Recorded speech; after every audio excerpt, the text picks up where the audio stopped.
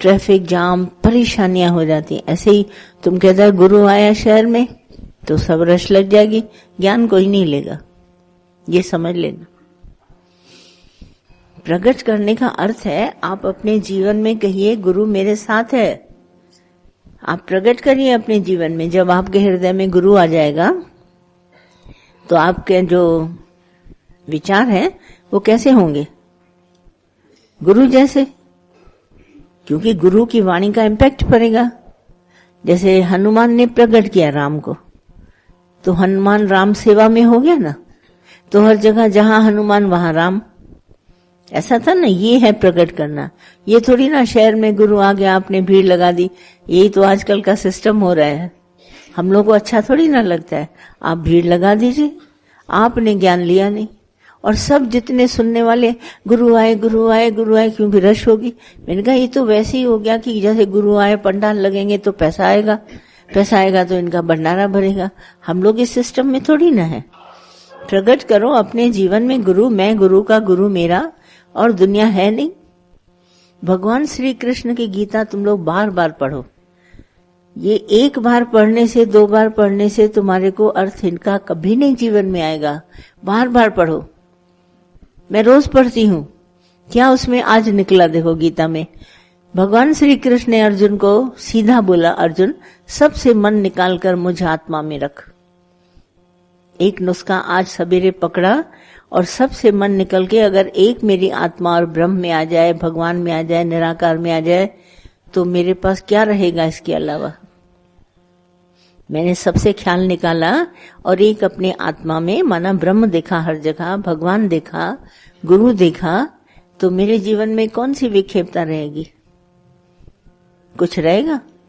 सिर्फ मैंने गीता को बार बार पढ़ा। भगवान श्री कृष्ण ने अर्जुन को क्या बोला?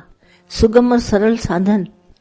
किसी का भी विचार नहीं किया, सिर्फ आत्मा, ब्रह्म, भगवान, निराकार, गुरु, ये उसको ध्यान रहा अर्जुन को। तो हार जीत का भी पता नहीं चला, उसको लड़ाई का पता नहीं चला किसने लड़ाई करी। देखो उसका कहना माना। गीता को रोज अंदर में पढ़ो, तुमको रोज नई बात मिलेगी। वशिष्ठ रोज पढ़ो, तुमको रोज एक नई बात मिलेगी। ये जो ग्रंथ है वो एक बार पढ़ने के नहीं है। सुखमनी पढ़ो, रहना पढ़ो, इतने हमारे पास ग्रंथ हैं।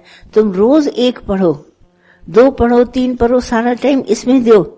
देखो तुम एक एक बात पकड़ लेगा, तुम्हारा लेक्चर उसके ऊपर इतना अच्छा हो जाएगा। लेक्चर का मतलब है मेरा अभ्यास।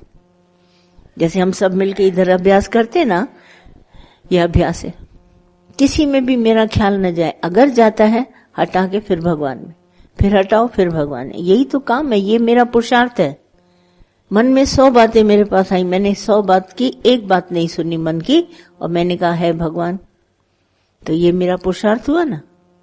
बहुत सिंपल सा ज्ञान है, तुम लोगों ने अपने आप को उलझा दिया है। प्रकट करो अपने जीवन में, ऐसा प्रकट करो कि गुरु के सिवाय तुम रहो नहीं। करके तो दिखाओ। बाकी तुम बोलते हो गुरु को प्रकट करना, तुम्हारी तो, इसीलिए मैं कहती हूँ तुम लोग सब बोलो तो जो तुम्हारी मिसअंडरस्टैंडिंग है वो निकल जाए और राइट अंडरस्टैंडिंग उस जगह पर आए, है ना। मिसअंडरस्टैंडिंग निकल जाए, जो अंदर में गलत सोचता है वो निकल जाएगा, सही विचार आपके पास आ जाएंगे। तुमने बोलना बंद कर दिया, तुम्हारी गलतियां तुम्हारे पास रह गई। चद्दर, मैंने कहा कितनी बार भी तुम्हारे लिए ज्ञान बोलती हूँ, पूरी चद्दर को खोलो। तुम कहाँ खुलता है? आता भी है, मेरे पास टाइम लिया, मगर दिल की बात कभी बताई नहीं। क्या तुम चाहता है? सत्संग हम सब ने सुना, हम क्या चाहते हैं? हम दादा का काम कर रहे हैं। दादा ने कहा जैसे मैंने तुम्हें जगाया तुम भी सबको जगाओ, इसके सिवाय मेरे पास कोई काम नहीं, सिर्फ यही काम है। अब मन में मेरे पास और कोई आते ही नहीं बातें, मैं क्या झगड़ा जाग सोचूं? धन सोचूं, यौवन सोचूं, मान मर्यादा सोचूं, दुनिया सोचूं, सत्संग सोचूं, क्या सोचूं जब काम एक ही करना है। जैसे हम दुनिया की और ड्यूटी पर जाते हैं, गए अपना टेबल पर किया, चले आए, हमारा काम ही नहीं। तुम देखो कितनी बातों से वास्ता रखता है, इसीलिए तुम्हारे पास ज्ञान नहीं है। मैं तो सीधा बोलती हूँ, ज्ञान है नहीं। तुम बन के बैठा है मैं कुछ हूं, मैं सत्संग चलाता हूं, मैं ये करता हूं, मैं प्रकट करता हूं गुरु को। हमने तो कुछ नहीं किया। जीवन में दादा ने मुझे दिया ज्ञान लगाने को, अपने आप दादा ने ज्ञान लगाया, फर्स्ट क्लास अपने आप हो गया।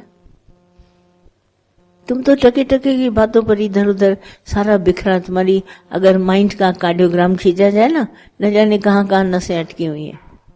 इसीलिए ज्ञान आ नहीं रहे। बरसों से बैठ रहो, कुछ नहीं होगा। तभी मैं सबसे मन निकाल कर, आज मुझे सवेरे यही बात याद आई, सबसे ख्याल निकालो, एक परमात्मा में रखो, टाइम वेस्ट न करो। हम आए हैं अपनी उन्नति के लिए और भगवान हमको गुरु मिल गया, ऐसा पूर्ण गुरु मिले, इतनी उत्तम वाणी मिले, हमारा जीवन न बने, किस काम के हम रहे।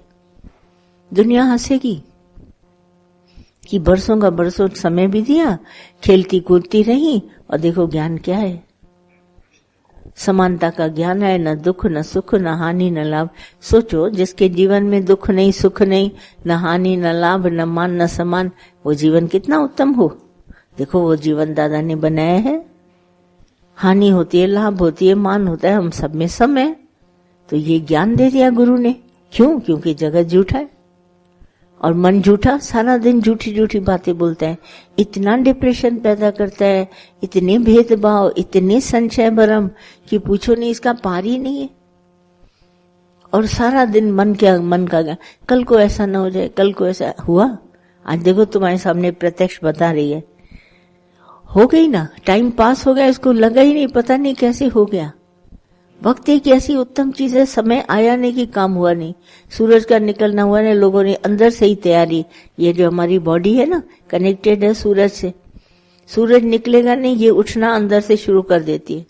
उठो, आ गया, सवेरा हो गया, फिर उठो, सवेरा, न जाने कितनी बार टेप अंदर चलती है, उठो सवेरा हो गया, उठो सवेरा हो गया, जैसे कोई अंदर धुन लगा रहा है। और जब तक उठ के खड़े नहीं होती, ये टेप बंद नहीं होती।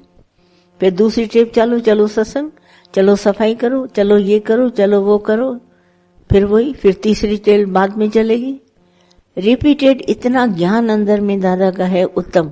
तुम कहीं से भी ले लो बात और तुमको न लगे मैं इम्पॉसिबल बात है, तुम सब कुछ बटोरना चाहता है। सच हम सब की हालत वही है। एटलांटा की स्टोरी आती है।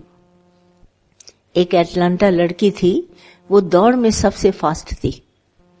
उसको गुरु ने ऐसा दौड़ना सिखाया था कि कोई उसको पकड़ नहीं पाता था, और जितने लोग इसके साथ दौड़ते थे हमेशा हार जाते थे। और इसकी शर्त थी इसके गुरु की कि जो इससे दौड़ में जीत जाएगा उससे ये शादी करेगी।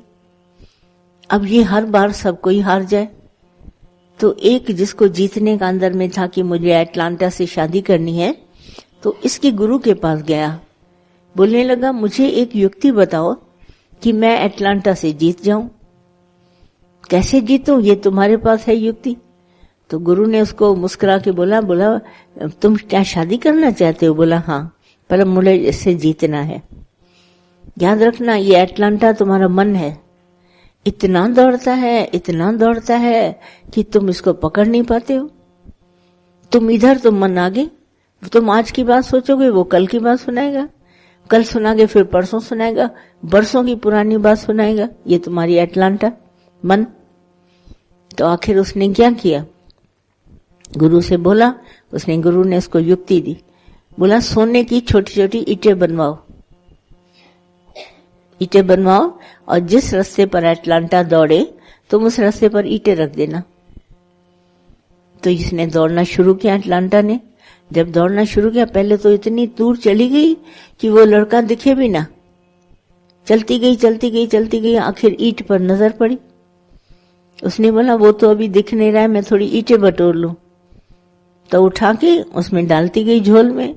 अब इतनी भारी हो गई कि आखिर में चल नहीं पाई, और वो लड़का इसे रेस में जीत गया। तो उसका अर्थ क्या है? तुम बटोरता है कामनी, कंचन और कीर्ति, अब हो गया है भारी, अब कैसे दौड़े?